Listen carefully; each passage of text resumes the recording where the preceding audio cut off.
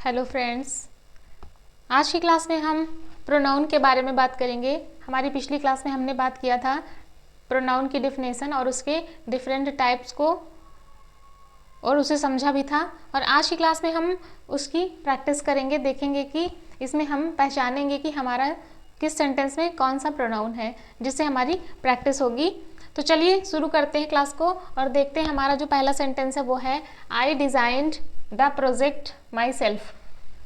तो यहाँ पर देखिए ये आई है, माई है, मैंने अपना प्रोजेक्ट स्वयं बनाया, यानी कि मैंने जो भी काम किया उसका प्रभाव मेरे ऊपर ही पड़ रहा है।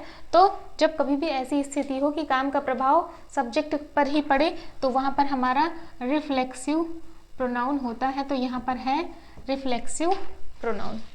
अगला है Jennifer has lost her bag, is the bag hers.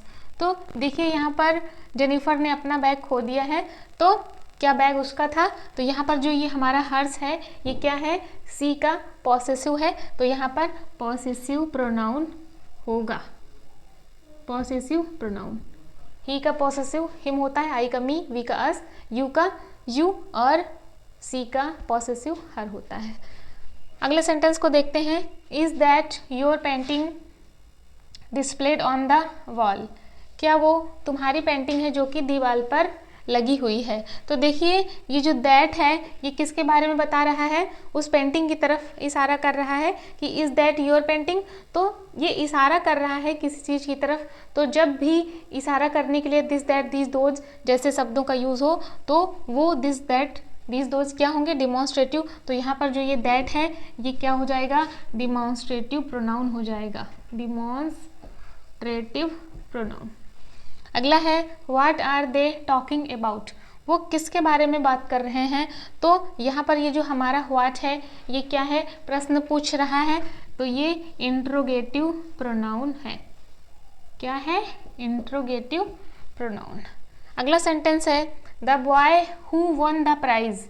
वो लड़का जिसने कि इनाम जीता है, इज माई ब्रदर, वो मेरा भाई है। यहाँ पर जिसने इनाम जीता है वो मेरा भाई है, इन दोनों के बीच का ये संबंध बताया जा रहा है।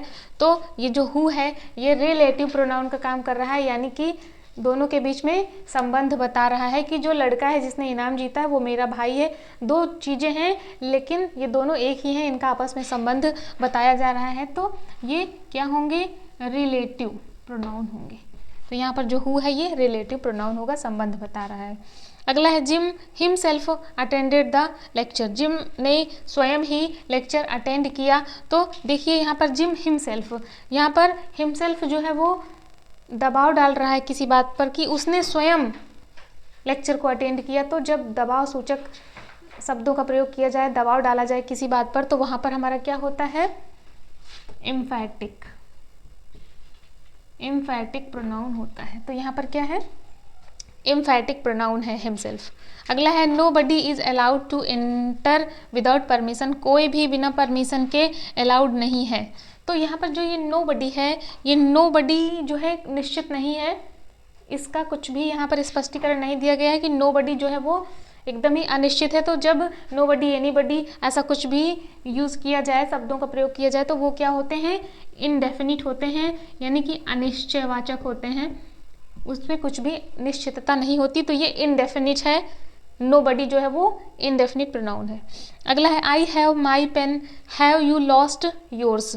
तो देखिए यहाँ पर यू का पॉसेसिव योर्स लिखा गया है, जैसे यहाँ पर सी का पॉसेसिव लिखा गया था हर, तो यहाँ पर यू का पॉसेसिव योर है, तो यहाँ पर योर जो है वो पॉसेसिव प्रोनाउन है। ठीक है। अगला है boys please come in and find seat yourself? आइए और अपनी सीट को खुद से लीजिए, ग्रहण करिए, पाइए।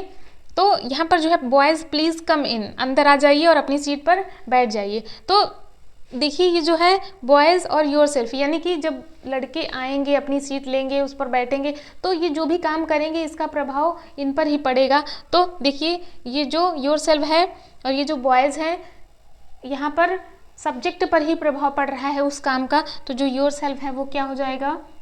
रिफ्लेक्सिव हो जाएगा। जब किसी भी काम से का प्रभाव जो है वो सब्जेक्ट पर ही पड़े तो वहाँ पर रिफ्लेक्सिव प्रोनाउन होता है।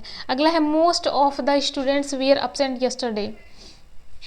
कल बहुत से जो बच्चे थे वो क्या थे, एब्सेंट थे। तो यहाँ पर देखिए जो मोस्ट है, तो बहुत से बच्चे कौन कौन से कुछ भी प्रॉपर नहीं दिया गया है, बस मोस्ट ऑफ द दिया गया है। तो जो मोस्ट है निश्चित नहीं है, यहाँ पर इनडेफिनिट प्रोनाउन होगा। जैसा कि अभी अपने ऊपर भी एक सेंटेंस देखा था, क्या लिखा हुआ था, नोबडी, एनीबडी, ऐसा कुछ था, वो भी निश्चित नहीं था, तो वहाँ पर भी इनडेफिनिट था, यहाँ पर भी इनडेफिनिट। यानी कि अगर कोई भी ऐसा सेंटेंस है जहाँ पर most of the, anybody, nobody ऐसा कुछ भी है, निश्चित नहीं है, तो वहाँ पर इनडेफिनिट प्रोनाउन होगा, यानी कि अनिश्चयवाचक सर्वनाम होगा। इसके बाद है the apples that I bought, सेब जो मैंने खरीदा है, यस्टरडे कल, आर स्पॉइल्ड, वो बेकार हो गए हैं। जो सेब मैंने खरीदे वो बेकार हैं। तो यहाँ पर देखिए the apples that I bought, सेब जो मैंने खरीदा, तो ये जो दैट है ये किसे इंडिकेट कर रहा है, किसके बारे में बता रहा है, सेब के बारे में बता रहा है। तो यहाँ पर दैट का यूज किस तरीके से हुआ है, संकेत दिया जा रहा है। तो यहाँ पर जो है हमारा क्या होगा, डिमॉन्स्ट्रेटिव होगा, डिमॉन्स्ट्रेटिव, क्योंकि ये एक तरीके से संकेतवाचक का काम कर रहा है। और दूसरी बात है कि दोनों वाक्य जो है एक दूसरे से संबंधित है, एक दूसरे से रिलेटेड हैं और इनके बीच संबंध बताया जा रहा है। तो यहाँ पर हमारा रिलेटिव प्रोनाउन भी हो सकता है, यानी कि दैट जो है वो डिमॉन्स्ट्रेटिव और रिलेटिव दोनों प्रोनाउन हो सकता है। अगला है हु आर दोज पीपल, वो कौन है, वो लोग कौन है। तो देखिए जो हु है ये प्रश्न पूछने का काम कर रहा है, तो यहाँ पर ये इंट्रोगेटिव प्रोनाउन होगा, कौन, हु। इसके बाद है everyone is responsible for what happened yesterday, कल जो भी हुआ उसके लिए सभी जिम्मेदार हैं। तो देखिए जो एवरीवन है वो सभी हैं, निश्चित नहीं है कि कौन है और कितने लोग हैं। तो एवरीवन जो है वो अनिश्चितता की ओर संकेत कर रहा है। तो ये कैसे हैं, इनडेफिनिट हैं, यानी कि अनिश्चयवाचक सर्वनाम है, इनडेफिनिट है। My children are too young to look after themselves, देखिए यहाँ पर जो है जो चिल्ड्रन है और ये जो देमसेल्फ है, यानी कि जो काम किया जा रहा है उसका प्रभाव सब्जेक्ट पर ही पड़ रहा है।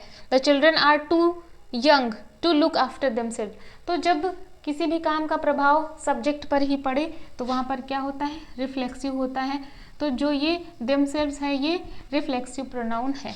अगला है the classroom itself is very small and congested, यहाँ पर देखिए द क्लासरूम इटसेल्फ, दबाव डाला जा रहा है ना, क्लासरूम के बारे में बताया जा रहा है। और यहाँ पर जो इटसेल्फ है यानी कि सब्जेक्ट का काम उसी पर नहीं पड़ रहा है, तो रिफ्लेक्सिव तो बिल्कुल ही नहीं होगा। इटसेल्फ दबाव सूचक की तरीके काम कर रहा है, तो यहाँ पर एम्फैटिक प्रोनाउन होगा। तो आई होप आपको ये क्लास और ये जो टॉपिक है क्लियर हुआ होगा। वीडियो अच्छी लगी हो तो लाइक कर दीजिए। चैनल में बने रहने के लिए चैनल को सब्सक्राइब कर लीजिए और बेल आइकन को प्रेस कर लीजिए। मिलते हैं कल एक नई क्लास के साथ, तब तक के लिए बाय बाय।